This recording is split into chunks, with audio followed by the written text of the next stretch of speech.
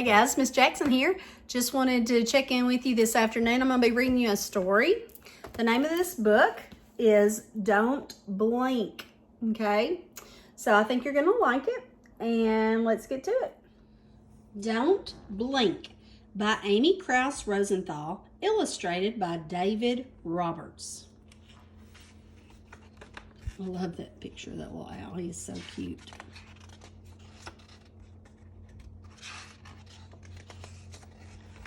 Don't blink.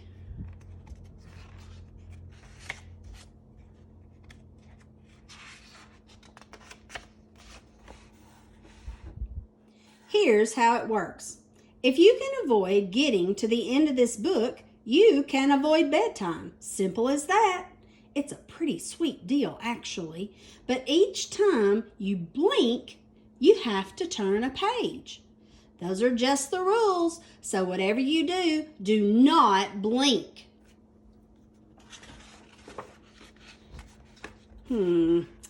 Okay, well, maybe I wasn't clear enough.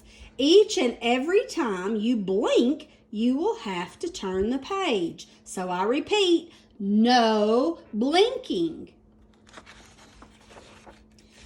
Ugh, jeepers, you blinked again. I thought you wanted to stay awake. You do realize that each blink gets you closer to you know what. Try not to blink. Now I'm just plain confused. Do you want to stay up or not? Think of it this way. The opposite of blinking is staring. Try, I don't know, staring up at the ceiling. I should have suggested something more interesting. Stare at the person next to you. Well, I guess not interesting enough. No offense, person. Here, stare at this picture. How many legs do you see? Is that a leg? Well, a leg? A leg? Is that a leg? Is that a... that is a weird picture. That's called an optical illusion. It's when you see something that's not really there. As fun as that was, you obviously still blinked. So let's take this in a slightly different direction. Stare at this. Amazing, right? I don't get how it works either. See how it's moving? Blink your eyes and look at it. See how it looks like it's wiggling? That's pretty cool, isn't it? Okay, the staring thing is clearly not working. Maybe squinting is the way to go. Pretend the sun is making you squint. Might that keep you from blinking? No, that didn't help. It only made things blurry. All right, stay calm. We'll figure this out together. I know. How about covering one eye? Dang, you still blink the other eye. Think. How not to blink. How about using your fingers to hold your eyes open? So he's pinking his little fingers. Well, that seems to have bought you a few extra seconds, but we still need a better plan. Maybe try getting all your blinking out. Blink a whole bunch of times, super fast. Blink, blink, blink, blink, blink, blink, blink, blink, blink, blink, blink, blink, blink, blink, blink, blink, blink. Oh, sorry. Bad idea. That made us jump ahead so many pages, we basically time traveled. Holy pillow puffs! We're dangerously close to the end. Hang on tight. The only thing I can come up with is to just close both eyes.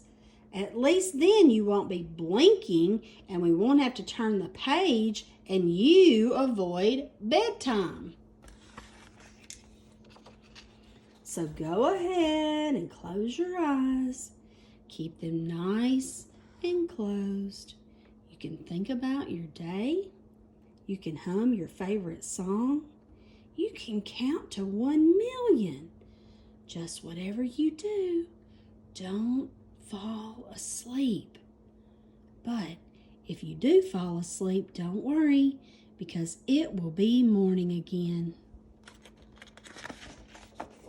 in the blink of an eye. Good night.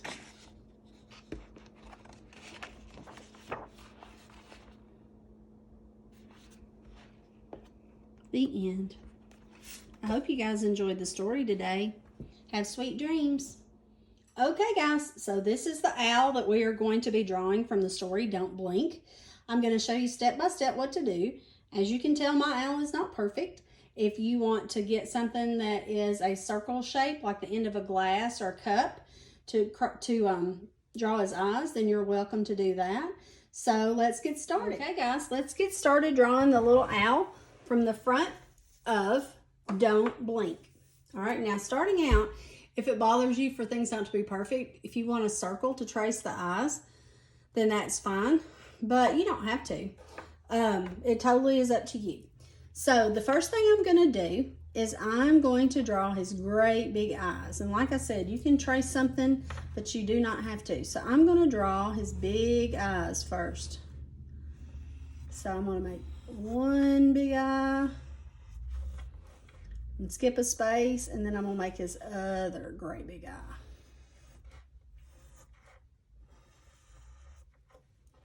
Okay, they're probably not even exactly the same, but that's okay. Sometimes when you're drawing by hand, you don't have everything match, and that's okay.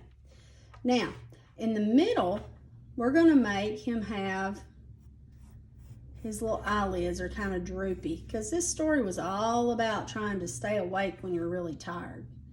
Now, if you see that your circles are kind of wumpy-jawed, you can go back and fix them if it bothers you.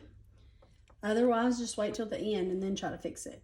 Now, then you're going to go around and make the rim of his eye as it comes around like that. So we're going to go around the rim of his eye. Now, at the end, when you go back over everything with a Sharpie or a marker, then you can make sure everything is, a whole lot better. But for right now, we're just drawing, okay? Now, we're going to draw his little beak that's coming down. And I'm going to put the back side of his beak so you can see where he can talk and everything, because he does like to talk in this. Now, we're going to put the triangles in the corners of his little eyes. Then we are going to make sure that we make his little face. So we're going to draw very lightly to get it the way that we want it. So I'm going to make a very light line that comes down like this and comes up where we're going to make a U shape. We're going to come around this way, go up by his eye and make a U shape. Then we're going to come down and make the top of his head, like that. Now, then we're going to make his body. Now, we're going to start with his little neck, so his neck's going to come out a little bit and goes under. And then his body comes straight down on the back side, like this, and kind of curves around. And then his little tummy kind of comes out from this side. He's got a little chubby little belly that comes around like that. Now, let's talk about overlapping for a minute. His arm is going to come out from underneath here, which is kind of funny because, owls have wings, but his looks more like a hand. So we're going to come up like that, and then it's going to go like over. Now, this little owl has kind of little seams that go down his back because I think he's supposed to be like a stuffed animal. So we're going to come around and we're going to make his tummy that comes around like this and goes down. And then we'll make his design that goes across his tummy. So his design on his tummy kind of has zigzags. Now, if you want your design on your owl's tummy to be polka dots, then make it polka dots. If you want it to be wavy lines or curly lines or any kind of other design, maybe you want him to have a lightning bolt belly. It doesn't matter. You can make it however you want. Now, he has a little tag that hangs off too. So make like a little rectangle shape that comes down like that. Then we are going to add his little legs. And it's kind of funny in the story. He doesn't have any feet. They just stop at the bottom. So on the front of the book, they make it look like he's standing in water. So I was like, okay, so we'll draw that. So there it is. Now we can make his designs like he has on the front of the story. So I'm gonna make some zigzag lines that go back and forth, back and forth.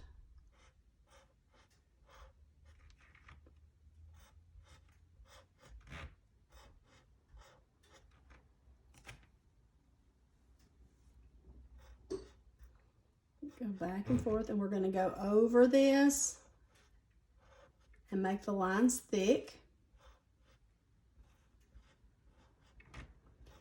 Then we're going to finish off our design by adding the lines at the top, like they did on the book. And remember, this is the part where you can change it up. If you want him to have a different kind of tummy, you can make him have whatever kind of tummy you want. You can use whatever colors. If you want him to have lines on his eyes, like some owls do, you can add your lines on his eyes. But as you see, there's your owl. So I hope you guys enjoyed this story, and I hope to see you soon. Bye.